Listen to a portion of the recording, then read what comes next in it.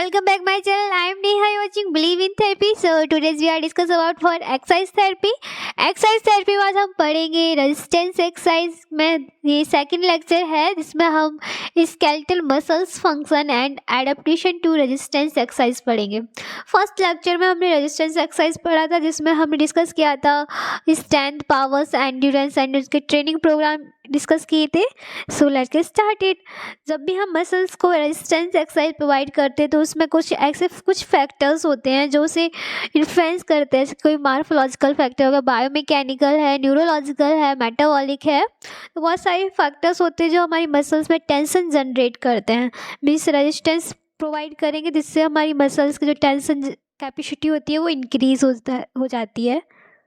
कुछ factor properties के base पे होते हैं जिसमें हम एक्टिव मसल्स कॉन्ट्रैक्शन कराते हैं, जैसे कि हमें जो हमारी मसल्स है उसके फाइबर्स अरेंजमेंट कैसे है, फाइबर की लेंथ क्या है और किस टाइप की फाइबर है, टाइप 1 फाइबर है, टाइप 2 फाइबर्स है। तो उसकी प्रॉपर्टीज़ हो जाती हैं जैसे कि किस टाइप की जो मोटर यूनिट है, क्या मसल्स कॉन्ट्रैक्शन किस टाइप का हो रहा है। तो ये प्रॉपर्टी के बेस पे हम टेंशन जनरेट करते हैं। कुछ एडिशनल फैक्टर्स होते हैं जो हमारी मसल्स को रिकवरी मीन्स टेंशन जनरेट करने के लिए, जैसे कि जो पर्सन है उसकी एज क्या है, जेंडर क्या है, साइकोलॉजिकल स्टेटस क्या है, पर जो पेशेंट है या पर्सन है, क्लाइंट है, सो मेंटली कितना परफेक्ट है, कितना हेल्दी पर्सन है, क्या उसका जेंडर है। तो ये इसके एडिशनल फैक्टर्स होते हैं। तो हम नेक्स्ट देखते हैं energy stores and blood supply. अब मीन्स इसका क्या होता है, एनर्जी को हम स्टोर मीन्स मसल्स को हमारी रिक्वायरमेंट होती है ब्लड सप्लाई है, सफिशेंट अमाउंट में हमारी मसल्स को ब्लड सप्लाई मिले, ऑक्सीजन मिले और उससे न्यूट्रिएंट्स मिले, जिससे कि हमारे जो बॉडी में ट्रांसपोर्टेशन होता है मीन्स ऑक्सीजन हमारे टिश्यू तक जाती है और कार्बन डाइऑक्साइड बेस्ड मटेरियल के फॉर्म में बाहर आती है। तो ये एक ट्रांसपोर्टेशन होता है टिश्यूज़ और ब्लड्स के बीच में, जो ट्रांसपोर्टेशन जिसमें हमारी जो एनर्जी होती है वो एनर्जी 3 फॉर्म में मिलती है हमारी बॉडी को। एटीपी के फॉर्म में, एनारोबिक या एरोबिक सिस्टम के रूप में। जैसे कि एनारोबिक है तो ग्लाइकोलिटिक फॉर्मेशन होता है, CO2 फॉर्मेशन हो जाता है, जिससे कि एनारोबिक एक्सरसाइज होने लगती है और बॉडी में बहुत ज़्यादा लैक्टिक एसिड एक्यूमुलेट होने लगता है। तो इसे हमें वॉश आउट करना है, मीन्स इन्हें वेस्ट प्रोडक्ट के फॉर्म में बाहर निकालना है टिश्यूज से, जिससे कि हमारी बॉडी में फटीग प्रॉब्लम ना हो, पेशेंट जो बहुत ज़्यादा वीक फील ना करे, बहुत ज़्यादा फटीग ना फील करे। तो हम नेक्स्ट देखते हैं फटीग होता क्या है, फटीग के बारे में डिस्कस कर लेते हैं। फटीग क्या होता है कि हमारी बॉडी की जो मसल्स परफॉर्मेंस होती है उसे अफेक्ट करता है। यदि हमारी बॉडी बहुत ज़्यादा फटीग है तो हम उतना अच्छे से वर्क परफॉर्म नहीं कर पाएंगे। तो देखते हैं मसल्स फटीग क्या है। जैसे कोई हमारी जो मसल्स है बहुत ज़्यादा वर्क कर रही है, बहुत टाइम से वर्क कर रही हैं और बहुत ज़्यादा पावर और रेजिस्टेंस से हम अपना कोई काम कर रहे हैं, तो जिससे क्या होगा, हमारी मसल्स होगी वो बहुत ज़्यादा रिपीटिवली स्टिमुलस आएंगे, मीन्स मसल्स बार बार जल्दी जल्दी से कॉन्टैक्ट करेगी, तो मतलब फटीग बहुत जल्दी से होने लगेगा और हमारी जो एनर्जी स्टोरेज होता है वो कम होने लगेगा और हमारी बॉडी में ऑक्सीजन की डिफिशियंसी होने लगेगी। ऑक्सीजन हमें सफिशिएंट अमाउंट में नहीं मिलेगा, जिससे कार्बन डाइऑक्साइड का फॉर्मेशन होगा और लैक्टिक एसिड का फॉर्मेशन होने लगेगा हमारी बॉडी में, जिससे हमें फटीग फील होने लगती है। हमारी बॉडी में 2 टाइप के फाइबर्स होते हैं, type 1 fibre and type 2 fibre. जो टाइप 2 फाइबर्स होते हैं वो 2 टाइप में डिवाइड होते हैं, type 2A and type 2B। जो टाइप 2 फाइबर्स होते हैं वो बहुत ज़्यादा अमाउंट मतलब टेंशन्स हमारी बॉडी पे जनरेट करते हैं बहुत कम टाइम में। जो हमने कोई वर्क किया है तो उससे बहुत ज़्यादा टेंशन जनरेट होगी तो हम जल्दी से फटीग होने लगेंगे। तो उसमें 2 टाइप है, एक टाइप 2A है एंड टाइप 2B है। तो जो टाइप 2B होता है उसमें क्या होता है, एनारोबिक मेटाबॉलिक एक्टिविटी होने लगती है, जिससे कि फटीग की टेंडेंसी होती है वो बहुत ज़्यादा फास्ट हो जाती है, क्विकली हो जाती है, क्योंकि एनारोबिक होने से वहाँ पे लैक्टिक एसिड का फॉर्मेशन होने लगता है। और टाइप 2A में भी यही होता है, बट क्या है कि जो टाइप 2B है उसमें ये बहुत ज़्यादा टेंडेंसी होती है compare to the type 2A fibres. ये था मसल्स फटीग। हम देखते हैं कार्डियोपल्मोनरी फटीग क्या होता है। जब भी हम कोई डीप वर्क करते हैं, साइकिलिंग करते हैं, जॉगिंग करते हैं, रिपीटेशन वर्क कोई सा कर रहे हैं, तो इससे क्या होता है हमारी बॉडी में जो ऑक्सीजन की अमाउंट होती है वो थोड़ा सा कम होने लगती है, जिससे कि हमारा जो हार्ट रेट होने लगती है वो बहुत ज़्यादा बढ़ जाती है। तो इसे हम कार्डियोपल्मोनरी फटीग बोलते हैं। इसमें हमारा ब्लड शुगर लेवल होता है वो कम हो जाता है, और ग्लाइकोजन का स्टोरेज जो मसल्स और लीवर में होता है वो भी कम हो जाता है। ग्लाइकोजन जब फॉर्म हमारी बॉडी में कम हो जाएगा तो हमारी बॉडी में एनर्जी की कमी हो जाएगी, और ऑक्सीजन लेवल भी कम हो जाएगा, जिससे फटीग फील होने लगती है। कुछ फैक्टर होते हैं जो फटीग को इन्फ्लुएंस करते हैं, जैसे कि हमारा हेल्थ स्टेटस क्या है, एज क्या है, जेंडर क्या है, एंड कोई भी साइकोलॉजिकल डिसऑर्डर है, पैथोलॉजिकल डिजीज़ है कोई सी, तो इससे क्या होता है हम बहुत ज़्यादा फटीग होने लगती है। फटीग जो इरेगुलर होती है जल्दी से, हम नॉर्मल रेस्ट करने से भी वो नॉर्मली नहीं होता है। कुछ जैसे एनवायरमेंटल फैक्टर्स होते हैं, रूम टेम्परेचर एंड एयर की क्वालिटी कैसे, किस हाई एल्टीट्यूड पे हैं आप, कहाँ हैं, और ये भी डिपेंड करता है, ये भी फैक्टर्स होते हैं फटीग के। कोई पेरिफेरल वैस्कुलर डिजीज़ है, कोई पल्मोनरी डिजीज़ है, कार्डियक डिजीज़ है, तो ये क्या, इनसे क्या होता है, डिजीज़ होने की वजह से हमारी बॉडी जल्दी से फटीग हो जाती है। हम जब भी सुबह सो के उठते हैं तो हमें ऐसा फील होता है कि हमने रेस्ट किया ही नहीं है, और बॉडी में बहुत ज़्यादा थकान होती है। एक जो सोने के बाद की जो रेस्ट होता है वो फील नहीं होता है हमें। हम देखते हैं फटीग हो गया उसके बाद कैसे हमारे एक्सरसाइज करने का जो रिकवरी होती है, एक्सरसाइज से कैसे रिकवरी होगी। बोलते हैं कि कोई भी डिजीज़ है तो सुबह सुबह एक्सरसाइज करनी चाहिए, तो एक्सरसाइज करने से कैसे रिकवरी होगी वो देख लेते हैं। जब हम एक्सरसाइज करते तो एक्सरसाइज एरोबिक एक्सरसाइज करते हैं, मीन्स रनिंग किया हमने, कोई भी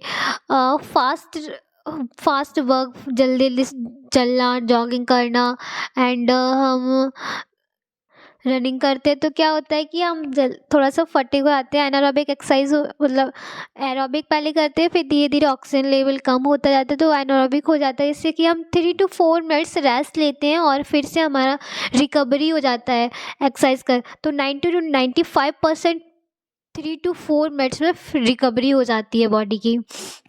मीन्स हम थोड़ा सा थकान महसूस हुई, रेस्ट कर लिया तो थोड़ा सा आराम मिल जाता है, फिर से हम अपना वर्क कर सकते हैं, जैसे कि हमारी बॉडी में ऑक्सीजन लेवल फिर से इंक्रीज हो जाता है, एनर्जी स्टोर होने लगती है, जिससे रिकवरी फास्ट होने लगती है। जो लैक्टिक एसिड होता है हमारी बॉडी, हमने बहुत ज़्यादा वर्क करने की एक्सरसाइज करने से लैक्टिक एसिड जो फॉर्म होने लगता है, एक्यूमुलेट हो जाता है स्केलेटल मसल्स में हमारे, तो अप्रॉक्स 1 घंटे के आसपास वो फिर से रिकवरी हो जाती है उसमें, एंड जो ग्लाइकोजन का स्टोरेज होता है वो भी फॉर्म होने लगता है। तो ये एक्सरसाइज की रिकवरी थी। हम एक्सरसाइज करते हैं कैसे रिकवरी होगी, कितने टाइम में रिकवरी होगी, तो कुछ एज पे डिपेंड करता है कि किस एज पे कौन से फटीग लेवल होता है, तो वो भी देख लेते हैं। देखते हैं कि एज रिलेटेड कैसे चेंजेस आते हैं हमारे मसल्स परफॉर्मेंस में। जैसे कोई बच्चा है तो उसमें क्या होता है, मसल्स का जो बॉडी जो अकाउंट होता है, बॉडी वेट होता है, उसमें 25% जो बॉडी वेट होता है वो मसल्स का होता है। तो उसके जो मसल्स फाइबर होते हैं, वो जो फाइबर है वो 2 टाइप्स होते हैं, टाइप 1 एंड टाइप 2 फाइबर्स। तो जो बच्चा होता है वो 1 साल की एज में उन टाइप 1 एंड टाइप 2 फाइबर्स को कंप्लीट कर लेता है, मीन्स उनका फॉर्मेशन हो जाता है बॉडी में। और जो मस्कुलर मास होता है बॉडी में, मस्कुलर मास जो बॉयज़ होते हैं उनमें 10% ग्रेटर होता है फीमेल से, मतलब जो भी लड़कियां होती हैं उनसे 10% ज़्यादा होता है बॉडी मास बॉयज़ में। ये हमने फैक्टर्स देखे अर्ली चाइल्डहुड में। अब हम देखते हैं एडोलेसेंस में क्या होते हैं। तो बॉयज़ में क्या होता है, फास्ट बहुत ज़्यादा मसल्स फाइबर, मसल्स मास होता है वो इंक्रीज़ होता है बहुत जल्दी से। Per year 30% body mass increase होता है, मसल्स मास इंक्रीज होता है बॉयज़ में। एंड जो मसल्स की स्ट्रेंथ होती है वो बॉयज़ एंड गर्ल्स दोनों में ही इम्प्रूव होती है, एक्सेलरेट होती है। एंड तो बॉयज़ में क्या होता है, उसका जो मसल्स मास होता है, बॉडी की हाइट होती है, वेट होता है, वो पहले हो जाता है, उसके बाद स्ट्रेंथ फॉर्मेशन होता है। पर गर्ल्स में क्या होता है, स्ट्रेंथ पहले आ जाती है, उसके बाद बॉडी वेट एंड इस हाइट फॉर्म होती है। हम देखते हैं यंग एंड मिडिल एडल्टहुड में क्या होता है। जो एडल्ट होते हैं उनकी मसल्स का, तो उसमें क्या होता है कि जो मसल्स मास होता है वो पीक पे होता है फीमेल्स के 16 to 20 ईयर्स। जब 16 से 20 साल की लड़कियां होती हैं तो उनका जो मसल्स मास होता है मीन्स बहुत ज़्यादा हाई मस्कुलर मास हो जाता है। और जो मेल होते हैं उनमें 18 to 25 ईयर के बीच में muscular mass and weight, body weight form होता है। एंड जो मसल्स होती है वो कंटिन्यू डेवलप होती है। सेकेंड डिकेड मीन्स 10 साल, एंड सेकेंड डिकेड मीन्स जो 10 से 20 साल के बच्चे होते हैं, मेल और फीमेल्स होते हैं, बॉयज़ एंड गर्ल्स। तो उनमें क्या होता है कि जो सेकंड डिकेड होता है उसमें बॉडी मास बहुत अच्छे से इम्प्रूव होता है, बहुत जल्दी फास्ट फॉर्म होता है, डेवलप होता है। एंड जो हमारी स्ट्रेंथ होती है, स्ट्रेंथ एंड एंड्योरेंस होती है, वो सेकंड डिकेड में फीमेल की बहुत ज़्यादा स्ट्रेंथ होती है एंड मेल की थर्ड डिकेड की स्टार्टिंग में होती है। स्टार्टिंग जैसे थर्ड डिकेड होता है तो उसमें क्या होती है, स्ट्रेंथ थोड़ा सा कम होने लगती है। जैसे कि हमारा फिफ्थ या सिक्स डिकेड आता है तो स्ट्रेंथ और इंड्योरेंस होती है वो बहुत कम होती जाती है, और जो फिजिकल एक्टिविटी होती है वो भी कम हो पाती है, इम्प्रूव नहीं हो पाती। स्ट्रेंथ और एंड्योरेंस वो धीरे धीरे जैसे ही डिकेड बढ़ते जाते हैं और स्ट्रेंथ हमारी कम होती जाती है। अब देखते हैं लेट एडल्टहुड में क्या फैक्टर्स होते हैं। जैसे ही मसल स्ट्रेंथ होती है वो जैसे सिक्स सेवन्थ डिकेड आता है तो उसमें 15 to 20% पर डिकेड में हमारी जो मसल्स की स्ट्रेंथ होती है वो कम होती जाती है। एंड जैसे ही हमारा 8 डिकेड स्टार्ट होता है तो 50% मसल्स की जो स्ट्रेंथ होती है वो कम होती जाती है, 50% कम हो जाती है। और मस्कुलर जो कॉन्ट्रैक्शन होता है, पावर होती है, वो भी कम होती जाती है, डिक्रीज होती जाती है दोनों मेल या फीमेल्स में। और ऑक्सीजन का लेवल भी कम होता जाता है, जो फोर्स प्रोड्यूसिंग कैपेसिटी होती है वो भी कम होती जाती है। तो ये हमारे लेट एडल्टहुड में थे कि कैसे किस एज में कब मसल्स की स्ट्रेंथ बढ़ती है और कब मसल्स की स्ट्रेंथ कम होना स्टार्ट होती है और कैसे कैसे वो वीक होती चली जाती है। ये हमारे पूरे जो एज से रिलेटेड मसल्स का परफॉर्मेंस था। कुछ और फैक्टर्स होते हैं जैसे साइकोलॉजिकल फैक्टर्स होते हैं। साइकोलॉजिकल भी डिपेंड करता है मस्कुलर मास और स्ट्रेंथ। जैसे कि कोई भी पर्सन है वो पेन से डरता है, मतलब कोई भी एक्सरसाइज कर रहा है उससे गिरने से कि हम फॉल हो जाएंगे, यहाँ से हम इतना एक्सरसाइज करेंगे दर्द होगा हमें। तो कुछ ऐसी चीज़ें होती हैं जिनसे जो भी क्लाइंट होता है वो अपनी मसल परफॉर्मेंस को इम्प्रूव नहीं कर पाता, क्योंकि उसे बहुत ज़्यादा डर होता है, फियर होता है। और वो यदि फिजिकली इलनेस भी है तो डिप्रेशन भी उसमें जा सकता है। एंड कुछ जैसे कि पेशेंट होते हैं जिनसे बोला जाता है आपको इतना टाइम में इतना एक्सरसाइज करनी है, इतनी बार रिपीटेड करना है, इतना ऐसे अपना स्ट्रेंथ ट्रेनिंग प्रोग्राम इंक्रीज करना है, जो हम उन्हें बताते हैं तो उनका कोई अटेंशन नहीं होता, कोई भी फोकस नहीं होता है उस चीज़ों को सुनने में, उस एक्सरसाइज को करने में। तो ये एक साइकोलॉजिकल फैक्टर्स हो जाते हैं। तो यहाँ पे हमारे जो फैक्टर्स होते हैं फटीग लेवल के, मसल्स परफॉर्मेंस के, स्ट्रेंथ फंक्शंस के। सो नेक्स्ट हम वीडियो में देखेंगे फिजियोलॉजिकल फैक्टर्स क्या होते हैं। यदि आपको हमारा वीडियो अच्छा लगा हो तो please like and subscribe. Thank you.